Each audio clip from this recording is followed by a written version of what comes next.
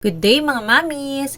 Nagpa-schedule nga pala kami today ng cleaning ng aircon namin. Napansin ko kasi na hindi na ganun kalakas yung nilalabas na lamig ng aircon. Tapos nasa 4 months na rin since nung last cleaning. Mamaya rin pala ay mag-iihaw kami ng liempo para sa tanghalian namin at magsisimba kami kasi linggo ngayon.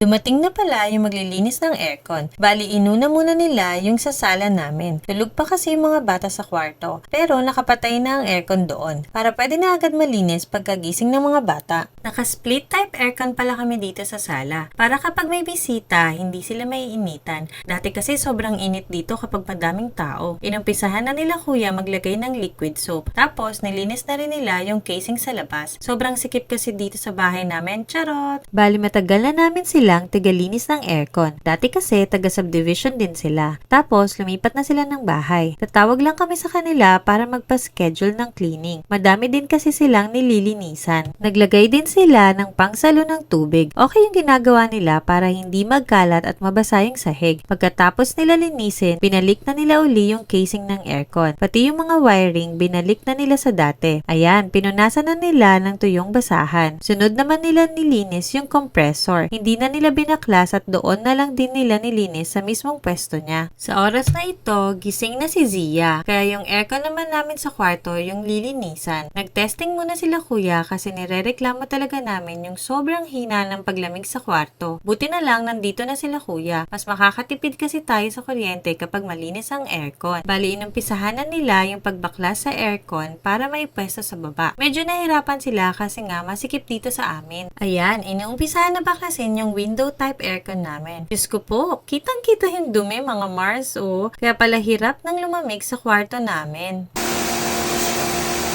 Wow, 18.